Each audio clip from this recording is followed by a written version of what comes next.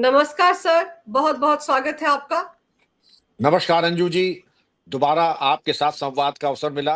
हम सबका और हमारा विशेष तौर पे अहोभाग्य। जय हिंद, वंदे मातरम। जय हिंद, वंदे मातरम। सर, आप ये देखिए कि आजादी के समय जो मुस्लिम लोग पाकिस्तान गए थे आज भी मुहाजिर कहलाते हैं। वहां के नेता गुहार लगा रहे हैं पीएम मोदी से कि उन मुहाजिरों को बचा लीजिए। और यहाँ पर शांति दूतों की एक जमात है जो यूपी में रहकर पुलिस को टारगेट करती है। सरेआम एक पुलिसकर्मी की गोली मारकर हत्या कर दी गई गाजियाबाद में। अंजू जी, बड़ा मार्मिक वो एक कांड हुआ कि 2016 बैच का भर्ती एक युवा कांस्टेबल सौरभ, उसकी नृशंस हत्या कर दी कादिर, जो कि मसूरी का रहने वाला है, जनपद गाजियाबाद। और उसके ऊपर एक दो नहीं, 2 दर्जन से ऊपर 25 मुकदमे उसके ऊपर हैं। कुख्यात शातिर अपराधी है। और इस मुठभेड़ में जहां सौरभ की मौत हो गई, 4 सब इंस्पेक्टर्स गंभीर रूप से घायल भी हैं। लेकिन यह संतोष का विषय है कि उसके बाद गाजिया पुलिस ने इन सभी को गिरफ्तार कर लिया है और अच्छी नसीहत दे दी है। और कादिर के तो खैर हमने बताया जाता है कि शायद पैर में गोली लगी है, बदन में गोली लगी है। बेहतर ये होता कि इनकी छाती में गोली लगनी चाहिए थी। मेरा परामर्श होगा कि जरा अपनी फायरिंग प्रैक्टिस ठीक ठाक कराएं और घुटने और कमर पे नहीं, ऐसे शातिर अपराधियों की दोनों आंख के बीच में और छाती पे गोली लगनी चाहिए। जिन्होंने पुलिस कर्मियों को घायल किया है, मैं समझता हूं व्यक्तिगत तौर पे उनको जिंदा रहने का हक नहीं है। और अगर मुठभेड़ होती है, कानून की परिधि में रहते हुए ऐसे अपराधियों को दुरुस्त वाइटल पार्ट पे एम लेके गोली चलानी चाहिए, न कि जो कि उदार दृष्टिकोण अपनाया जाता है कि कमर के नीचे और घुटने पे गोली निशाना लेकर के। खैर, कादिर जिंदा तो बच गए, लेकिन बकरे की मां कब तक खैर मना, दोबारा अगर खिदमत का मौका दिया तो मेरे आह्वान पे मैं उम्मीद करता हूं कि शातिर अपराधी जब आपकी जान ले रहा है तो आपको भी न्यूनतम बल प्रयोग करते हुए उसकी जान लेने का अधिकार है। अब हम बात आते हैं ये मुहाजिरों की बात करने के लिए। पाकिस्तान के एक नेता, तथा कथित नेता है मुत्ताहिदा कौमी मूवमेंट, और ये अल्ताफ हुसैन है। इन्होंने कहा मुहाजिर हम लोग पाकिस्तान आए हैं। और ये लोग कहा उर्दू बोलने वाले उत्तर प्रदेश, दिल्ली, मध्य प्रदेश और इस क्षेत्र के जो लोग थे, ये लोग बिहार के, ये लोग पाकिस्तान गए थे। अब ठीक है, वहां पंजाबियों का वर्चस्व है, लेकिन गए तो थे अपनी स्वेच्छा से गए थे। आपको किसी ने कहा तो नहीं था कि चले जाएं। जब आप चले गए, आपने निर्णय कर लिया, तो ऐसा कौन सा देश है वहां पर आप जाकर के अब कह रहे हैं कि पाकिस्तान आर्मी ने 25,000 मुहाजिरों को मार दिया, दर्जा दोयम का। आपने शेख मुजीबुर रहमान की बातों में आकर के बांग्लादेश मुक्त कराया, और वो आज नासूर बन गया है बांग्लादेश हमारे लिए। नासूर बन गए हैं नाजायज बांग्लादेशी। और अब हम और एक नासूर को दावतनामा दे रहे हैं, गुहार कर रहे हैं कि हमें आ जाने दीजिए। क्या नासूर कम है बांग्लादेश और म्यांमार कि अब हम मुहाजिर नाम का तीसरा एक नासूर इनवाइट करें? आपको जहां रहना है वहां रहिए। भारत में अब कोई संभावना नहीं है मुहाजिरों को वापस आने की। उनकी मैं फिर कह रहा हूं, कोई संभावना नहीं है। और आप इमोशनल कार्ड खेलने की कोशिश न करें। भारत में आपके लिए कोई स्थान नहीं है। और ये भी अलतकैया, मैं इसको अलतकैया मानता हूं। इसकी गारंटी कौन लेगा कि ये जो आ रहे हैं इनमें से कितने कादिर नहीं बन जाएंगे, जो आकर के यहाँ स्मगलिंग नहीं करेंगे, जो आकर के हमारे पुलिस बल पे आक्रमण नहीं करेंगे? ये अंजू जी, मैं समझता हूं कि ऐसे लोगों के भावनात्मक और भावना के भंवर में हमको फंसाने की कोशिश ये लोग दुस्साहस न करें। क्योंकि हम देख चुके हैं, बांग्लादेश में भी तो यही कहा था, बेचारे बांग्लादेशी लोगों। और उन बेचारे बांग्लादेशियों को करके आज हमने अपनी छाती पे अजगर बैठा लिया है। अब इस अजगर को उतारेंगे तो हम जरूर, लेकिन पहले उनको उतार लें।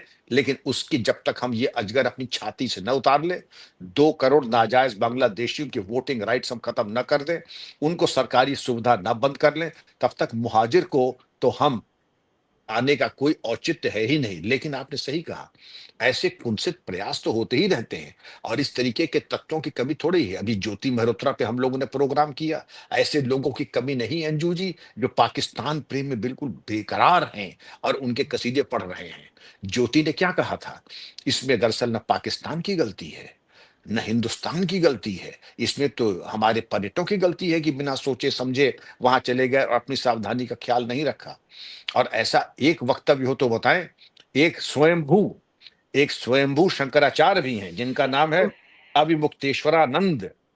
ये तो ऐसा ऐसा छदम और ऐसा फर्जी ये ढोंगी बाबा है कि जिसने तो ये कहा कि इसमें पाकिस्तान की गलती नहीं है, चरमपंथी आए अपना काम करके चले गए, तो गलती किसकी है? जो मारे गए उनकी गलती है। ज्योति मेहरोत्रा की बातें उसी लाइन में आप भी सुर में सुर मिला के कह रहे हैं कि दरअसल वाकई परेटों की बहुत बड़ी गलती थी, पाकिस्तान की गलती नहीं थी कि उसने इन चरमपंथियों को, जैश ए मोहम्मद और लश्कर ए तैयबा को ट्रेन किया, उनको हथियार दिए, उनको प्रवेश कराया और धर्म संप्रदाय पूछ करके उनकी बीन बीन की हत्या की।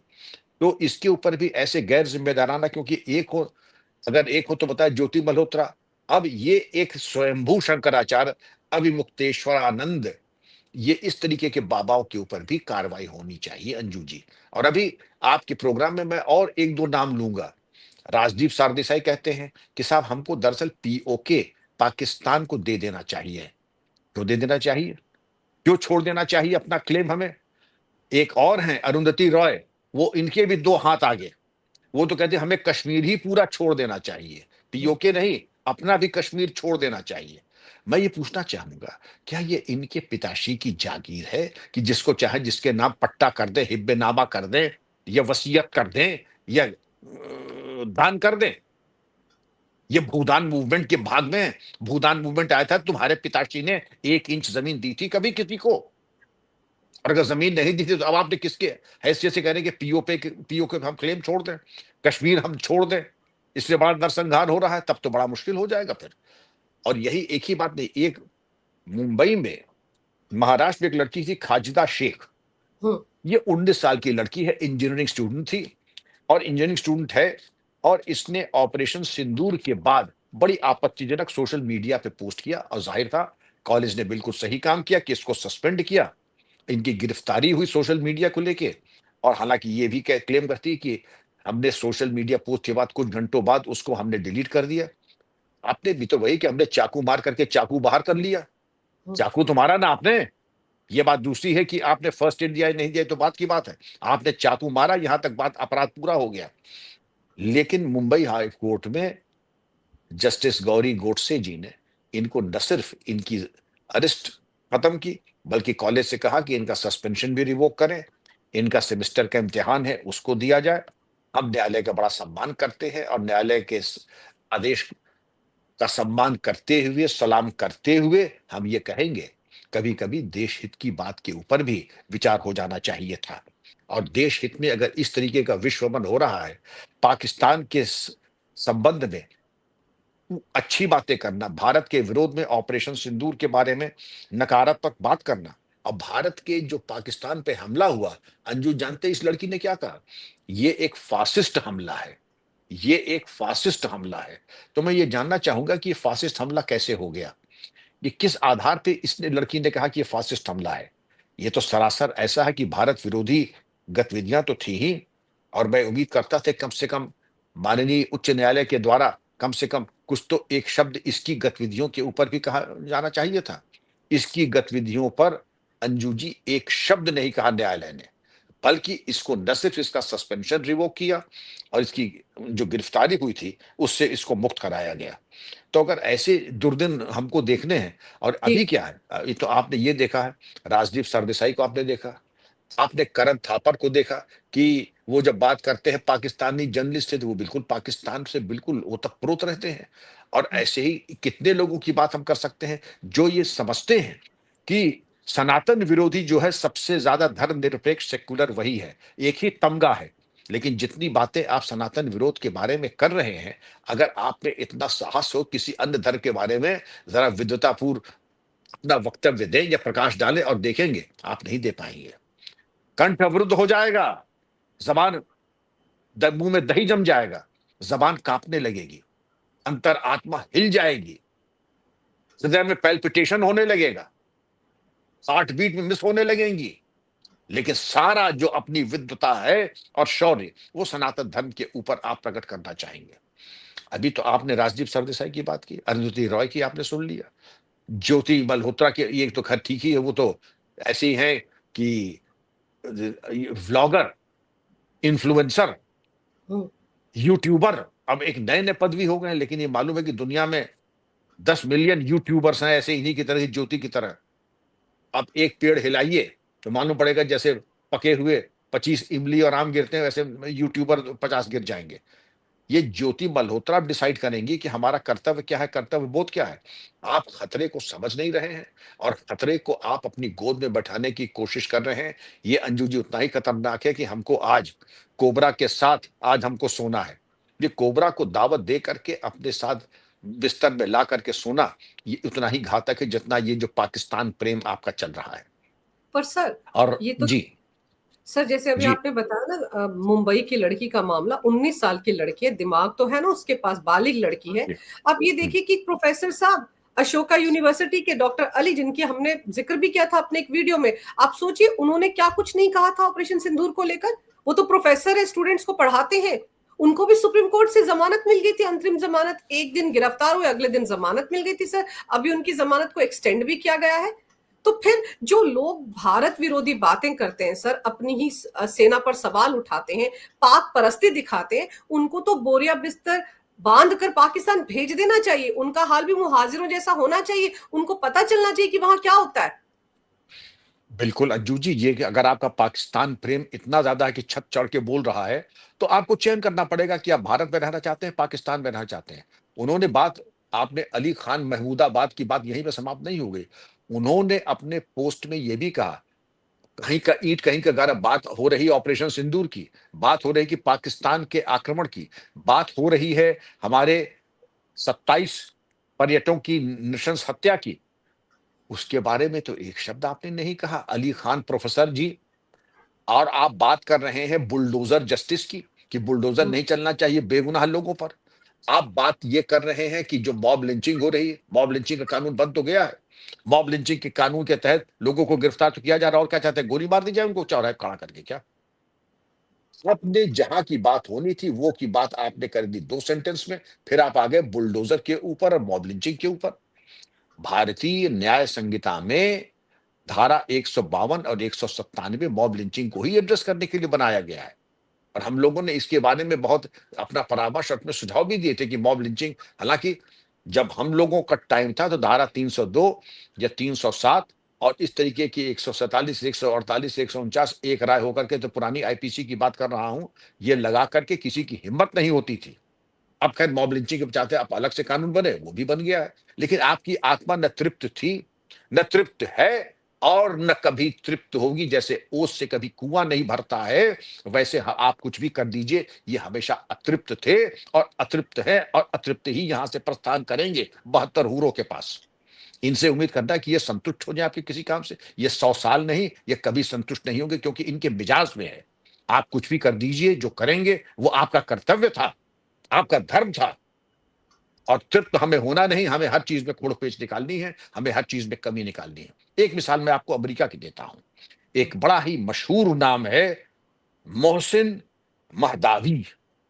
मोहसिन नाम याद रखिएगा। मोहसिन महदावी ये 17 साल से अमेरिकी यूनिवर्सिटी में प्रो हमास और जिहादी वहां पे प्रोपेगेंडा घूम घूम के कर रहा था। 17 साल में अमेरिका में ये बिल्कुल वहां पे रहा, पूरी फंडेड पढ़ाई की, पूरी फंडेड इसने स्कॉलरशिप ली, और एक भी डिग्री नहीं ली 17 साल में। अगर एक भी डिग्री नहीं ली, ये तो बहुत बड़े आप डलर्ड हैं। क्योंकि 17 साल में अगर आप मेहनत की होते तो आप 4 पीएचडी पा सकते थे। लेकिन आपको न ग्रेजुएट डिग्री मिली, न पोस्ट ग्रेजुएट डिग्री मिली, कोई डिप्लोमा नहीं मिला, पीएचडी तो बहुत दूर की बात है। इसका मतलब आपका उद्देश्य वहां पठन पाठन या वो अध्ययन कार्य नहीं था। आपका अभिप्राय वहां पर था जिहादी माइंडसेट, जिहादी प्रोपेगेंडा, और वहां पर जाकर के इजराइल का विरोध करना और हमास का समर्थन करना। अब मोटी बात यह है कि ये मॉडल केवल भारत में नहीं है। आपको याद होगा जेएनयू में भी आपके कुछ बड़े ऐसे प्रचलित नाम है। शर्जिल इमाम, जिनके पिता सिमी के बहुत बड़े वो थे अंसार, तो पिता अंसार, बेटा शर्जिल इमाम, जो कहता भारत का चिकन नेक अगर काट लिया जाए तो खैर बड़े मियाँ छोटे मियाँ सुभान अल्लाह। तो वही था कि अकबर इलाहाबादी का शेर, शेख जी के 2 लड़के बाहुनर पैदा हुए, एक खुफिया पुलिस में है, एक फांसी पा गए। तो इनका भी यही हाल है। तो शर्जिल इमाम का तो गत आपने देख लिया। इसके अलावा एक और नेता है कन्हैया कुमार, ये दशकों दशकों तक जेएनयू में सब्सिडाइज्ड कमरे में, सब्सिडाइज्ड भोजन में, सब्सिडाइज्ड मेस में यहाँ आनंद लेते हैं, दशकों तक। डिग्री कितनी पाते हैं आपने इनकी बोलचाल से आप समझ ली होंगे, क्या इनकी तालीम है। क्योंकि जब आदमी बोलता है, जैसे ही एक वाक्य बोलता है, कुछ शब्द बोलता है, आप उसके संस्कार, आप उसकी शिक्षा, आप उसकी वाक्पटुता, आप उसकी विद्वता के बारे में, वो एक दर्पण होता है कि व्यक्ति के 4 शब्द सुनने के बाद। आपने भी सुना होगा कन्हैया जी को, आपने भी सुना होगा शर्जिल जी को। अब लोग कहते हैं कि आप इन लोगों के आगे जी क्यों लगाते हैं? क्योंकि मैंने इनसे बहुत सीखा है। किस तरह से मुफ्तखोरी को एक मिजाज बना करके देश को छलनी करो, दशकों तक जा करके बेहयाई के साथ तुम जा करके वहां पर सब्सिडाइज्ड कमरे में, सब्सिडाइज्ड मेस में और सब्सिडाइज्ड बिजली लेकर उपभोग करो, और उसके बाद छाती में जहां खाते हो उसी थाली में छेद करो। वाकई बहुत मोटी खाल होनी चाहिए ये सब करने के लिए, बड़ी मोटी खाल होनी चाहिए ये सब करने के लिए।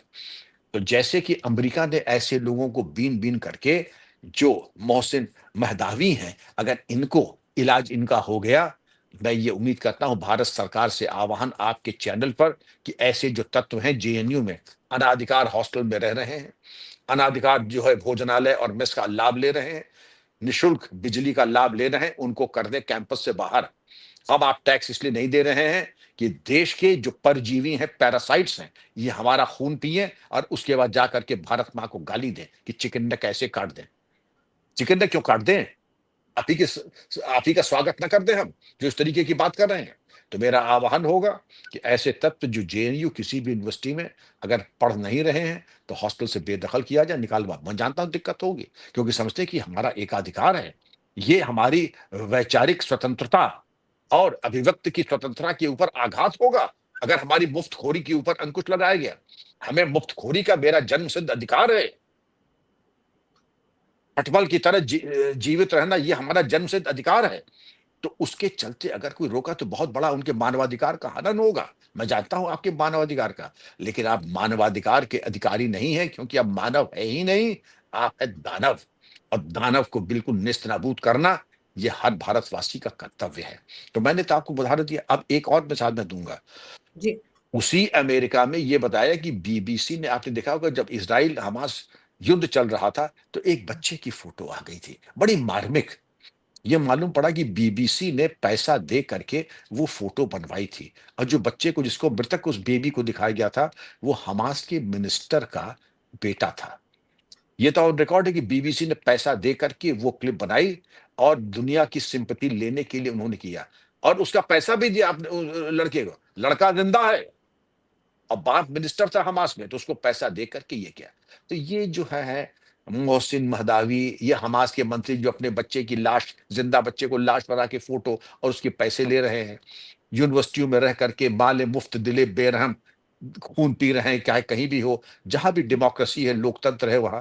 अरे आप यही करके जाके किसी जो 58 जो मुल्क है वहां जाके करके दिखा लीजिए, सरतन से जुदा हो जाएगा। सर वहां तो जाके नहीं करेंगे ना, लेकिन सर ये जो एक जमात है जो ऑपरेशन सिंदूर पर सवाल उठाती है, पाक परस्ती की बातें करती है, और बड़ी आसानी से ये लोग अदालतों से भी छूट जाते हैं। सर आपको लगता है कि जैसे ज्योति मल्होत्रा का मामला बहुत उछल रहा है, लेकिन इसकी जगह अगर कोई मुस्लिम लड़की होती सर, तो ये सारे के सारे राशन पानी लेकर उसको बचाने में लग जाते।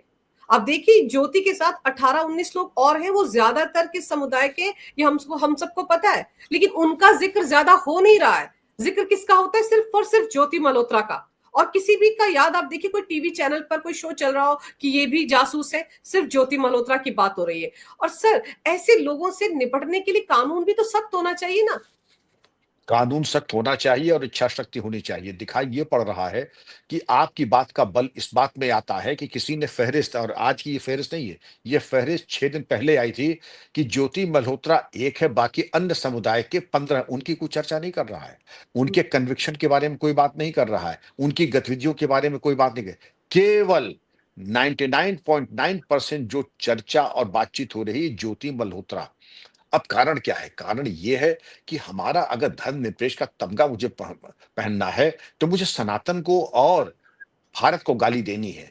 हमें पाकिस्तान परिस्थिति दिखानी है। हमें दिखाना पड़ेगा कि पाकिस्तान और वहां का जो है मजहब, वो सर्वश्रेष्ठ है विश्व में। जितना हम ऐसे कसीदे पढ़ेंगे और हम मरसिया पढ़ेंगे सनातन का, उतना मेरा नाम धर्मनिरपेक्ष के बहुत बड़े अलम बरदार का हो जाएगा। यही हमारे करण थापर कर रहे हैं, यही शर्जिल इमाम कर रहे हैं, यही अरुंधति रॉय कर रही हैं। तो इस तरीके के तत्व जो हैं, उनका एक यही एक मकसद है कि इनके बारे में चर्चा ना करो, क्योंकि बात कहाँ से फूटेगी। ज्योति मल्होत्रा के बारे में चलिए, मान लिया महिला है, महिला होने के साथ साथ महिला तो दूसरे भी पकड़ी गई, उनकी चर्चा नहीं हो रही है। उन्होंने भी वही गफलत की है जो कि ज्योति ने की है, लेकिन उनकी चर्चा नहीं हो रही उन महिलाओं की। ये तो चीज विचार नहीं है। क्या हमारा मीडिया अंधभक्त हो गया है कि जो एक पक्ष का मिले तो उसके बारे में तो बिल्कुल अंक पे अंक, बाकी विशेषांक, और बाकी अगले अंक पे पढ़िए, लेकिन दूसरों का हम तस्करा भी ना करें, चर्चा भी ना करें। और कोर्ट का क्या कहें, मुंबई हाई कोर्ट का जो न्याय, हम फिर हाई कोर्ट के आदेश का सम्मान करते हुए हम उसको सैल्यूट करते हैं, लेकिन हम प्रश्न तो पूछेंगे ही न्यायालय से कि क्या ऐसा आपको मेरिट दिखाई पड़ी इस 19 साल की बालिग लड़की में, हाजिदा शेख में, कि जिसने भारत विरोधी पोस्ट किए, भारत के आक्रमण को उसने फासिस्ट कहा, जो वहां मारे गए उसके बारे में किसी तरह की सहानुभूति छोड़ दीजिए। और नहीं ऐसी नपुंसक सहानुभूति की भारत को आवश्यकता है। इस तरीके के लुंज-पुंज और अव्यवस्थित और विकलांग सहानुभूति की भारत को आवश्यकता नहीं है। और अनमने मन से और बेमन से दिए गई सहानुभूति की कोई माने भी नहीं रखता है। लेकिन अंजू जी, आपको देखना चाहिए था। मुझे बड़ी उम्मीद थी कि इसकी घटना पे इसको कोई प्रायश्चित, इसको कोई चेतावनी, इसको कोई काउंसलिंग, एक शब्द नहीं। हाँ, इसके सेमेस्टर का इम्तिहान हो रहा है, इसको सेमेस्टर का इम्तिहान देना है, इसलिए इसको हम गिरफ्तारी को निरस्त करते हैं, हम इसको जमानत देते हैं, और कॉलेज से ही इसका सस्पेंशन वापस ले लिया जाए। तो फिर तो आप ये भी कर दीजिए कि साहब इसको इसका प्लेसमेंट भी कर दीजिए, और प्लेसमेंट करने के साथ साथ कह दीजिए कि भविष्य में कोई करता है तो उसको एक अलाउंस भी दिया जाएगा। यही एक कमी रह गई थी, बाकी सब कर्म तो हो ही गए। लेकिन एक जागा हुआ देश है। लोग कहते हैं कि साहब आप प्लेटफॉर्म पे जाके ये बातें क्यों करते हैं, क्योंकि आपके लोकप्रिय चैनल संजू जी, लोगों को जागरूक करना आपका, आपके चैनल का काम है। और इस सबको समझ लेना चाहिए हवा किस तरफ बह रही है। लोग अभी, क्या गधे ने खेत कम खाया था कि बांग्लादेशी हम संभाल नहीं पा रहे हैं, रोहिंग्या संभाल नहीं पा रहे हैं, कि मुहाजिर ने भी दरखास्त लगा दी कि हे मोदी जी, योगी जी आइए। और उसके बाद हमारे मसूरी थाना जिला गाजियाबाद में जैसे सौरभ की हत्या हुई, 4 सब इंस्पेक्टर को छलनी कर दिया, आप दोबारा अपने बंदूक में कारतूस लगा करके बेकरारी से बैठे हैं। ये होने वाला नहीं है। कम से कम ये तो हो गया है कि इस प्रचंड प्रचार से लोगों को दूध का दूध, पानी का पानी और काले और सफेद में अंतर मालूम पड़ गया। कौन शत्रु है, कौन मित्र है, इसका आभास हो गया है। इसलिए आपको साधुवाद, आपके चैनल को साधुवाद, क्योंकि ये जागरूक रहना, क्योंकि eternal vigilance is the price of liberty. हम सबको जागरूक रहना है। जागरूक नहीं रहेंगे तो अब तक तो हमने कई सांप, बिच्छुओं, गोजरों, अजगरों को दावतनामा दिया और भोग रहे हैं। लेकिन अब यह प्रक्रिया समाप्त हो। आज भी अगर हम कोर्स करेक्शन कर लें, प्रायश्चित कर लें, सिर्फ बांग्लादेशियों की वोटिंग राइट्स खत्म कर दें, सरकारी सुविधा बंद कर दें, तो आप चौथी सबसे बड़ी अर्थव्यवस्था नहीं होंगे, आप तुरंत तीसरे दर्जे पे आ जाएंगे। सिर्फ इतना कर लें, मेरी बातें अन्यथा न लें, आप बिल्कुल देखिएगा जी। सर, जैसे अभी आपने कहा था ना, मानवाधिकारों की बात की थी, आप ये देखिए कि जिन रोहिंग्या को भारत से बाहर भेजा जा रहा है, पहचान हो रही है, शिनाख्त हो रही है, उसके बाद उनको भेजा जा रहा है, उसको लेकर भी एक जमात सुप्रीम कोर्ट पहुंच जाती है और उनका दुखड़ा रोती है कि उनके मानवाधिकारों का उल्लंघन हो रहा है। तो सर, सरकार तो कार्रवाई करती है, लेकिन अदालतों में जाकर ये बच निकलते हैं, कोई ना कोई लकूना निकाल लेते हैं वकील इनको बचाने का। तो अभी तो सबसे ज्यादा दिक्कत इस बात की हो रही है ना कि चाहे उत्तर प्रदेश हो, महाराष्ट्र हो या दिल्ली हो, हर जगह इनको पहचान करके इनका बोरे बिस्तर समेट कर इनको वापस भेजा जा रहा है। उससे भी तो दिक्कत है पॉलिटिकल पार्टीज को भी और ऐसे पाक परस्त लोगों को भी। आपने सही कहा। विद्वान अधिवक्ता कॉलिन गोंसाल्वो साहब ने सुप्रीम कोर्ट में जब जाके कहा कि अंडमान निकोबार में जाकर के बेचारे गरीब, निरीह, बेसहारा रोहिंग्या को जाके लाइफ जैकेट पहना के समुद्र में ढकेल दिया गया, कि कम से कम वहां पे सुप्रीम कोर्ट ने पूछा कि विद्वान अधिवक्ता महोदय, क्या आप वहां थे, आप प्रत्यक्षदर्शी हैं? नहीं, उनका मुझे फोन पे बताया गया।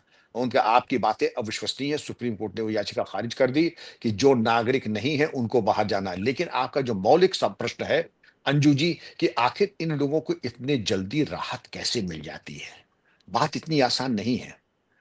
क्या कारण है इनको इतनी राहत? इनके पीछे सबसे अच्छे वकील कैसे खड़े हो जाते हैं। एक सामान्य भारतीय, हमारे आपका कोई प्रकरण हो तो वर्षों लग जाएंगे उसके आने में, और हम भी सोचेंगे कि बिना अदालत जाए अगर काम चल जाए, क्योंकि इफरात के 10-20 लाख रुपए हम में से किसी के पास नहीं है। लेकिन इनके पास बहुत पैसा है। अच्छे से अच्छा, बड़े से बड़ा वकील जो कि अदालत को 12 बजे खुलवा सकता है, वो इनको मिल जाता है। कैसे मिल जाता है? इसके पीछे जो इनकी बहुत गहरी जेबें हैं, और गहरी जेबें कहां से आ रही हैं? कहां से आ रही हैं, कभी सोचा है आपने? एक तो जो सर। होता है कि वक्फ बोर्ड, हम्म, और दूसरा आपका इनका ये होता है कि हलाल सर्टिफिकेट से जो कमाई होती है, और इसके अलावा इनके जो चाहने वाले हैं, उनके शायद हमें लगता है कि कोई ऐसा कोई गोपनीय समझौता जरूर होगा जो वकीलों को हायर करना। अब वकील से तो पूछा नहीं जा सकता कि आपकी फीस किसने भरी है, क्योंकि ये प्रिविलेज्ड कम्युनिकेशन होता है। न कोई वकील से पूछ सकता है, न कोई वकील बता सकता है, न पूछा जाता है। लेकिन जो एक जागरूक नागरिक देख रहा है, समझ रहा है कि जो काम आपका 24 घंटे में होता है, सामान्य भारतीयों का 20 साल में नहीं होता है। जो आप बड़ी चुटकी बजाते हाईकोर्ट में पहुंच जाते हैं, और वो हमको 10 बार हम सोचेंगे कि हम जाएं या न जाएं, क्योंकि हाईकोर्ट में जाने में 5 लाख का नुस्खा है, सुप्रीम कोर्ट में 10 लाख का नुस्खा है, कम से कम मौलिक खर्चा। वो औसत भारतीय नहीं। लेकिन आपके लिए बाएं दाएं का खेल है। एक कबाड़ी पकड़ा जाता है, अभी तो कादिर है ना, कादिर का केस भी देख लीजिएगा, आज तय कर लें, हम लोग डिस्कस कर लें, इसका भी मैटर जाएगा, और इसको हो सकता है कि राहत मिल जाए। लेकिन चूंकि अब आपके या अन्य चैनलों के माध्यम से देश जागरूक हो चुका है, शायद इनको वो लाभ अब न मिल जाए, क्योंकि भागने के सारे रास्ते दिन ब दिन संकुचित होते जा रहे हैं, खत्म होते जा रहे हैं। तो मुझे उम्मीद है कि देश जाग चुका है, और ऐसे अवांछनीय तत्वों का स्थान जहां है, या तो जेल की सलाख के पीछे, या पाकिस्तान, या बांग्लादेश, या 72 हूरों के पास, वही होना चाहिए। भारत में केवल देश प्रेमी राष्ट्रवादी हिंदू मुसलमानों के लिए स्थान है, अन्य किसी के लिए नहीं। बिल्कुल सही कह रहे हैं आप सर कि देश जाग गया है, लेकिन कुछ ऐसी संस्थाएं हैं उनको भी जागने की जरूरत है। देश को चलाने की जिम्मेदारी सिर्फ हमारी सरकार की या देश की रखवाली की जिम्मेदारी हमारी सेना की नहीं है। हम सब नागरिकों का भी कर्तव्य है और उन संस्थाओं का भी कर्तव्य है कि ऐसे लोगों को आसानी से ना जाने दें जो देश के ऊपर सवाल उठाते हैं, राष्ट्र विरोधी बातें करते हैं और अपने मतलब बड़े बड़े ओहदों का फायदा उठाकर सरकार को ज्ञान बांटते हैं कि पीओके उठाकर पाकिस्तान को तोहफे में दे दिया जाए। ये सब बोलने से पहले सर इन लोगों को 10 बार सोचना पड़े। ऐसा कानून, ऐसे लठ इनको पढ़ना चाहिए होना ताकि इनके चाहिए, अकल बेशक। ठिकाने पर रहे। सर आपने इस विषय पर बड़ी विस्तार से जानकारी मेरे दर्शकों को दी। आपका बहुत बहुत धन्यवाद। नमस्कार। भारत माता की जय। वंदे मातरम। जय श्री राम। जय हिंद, वंदे मातरम, जय श्री राम।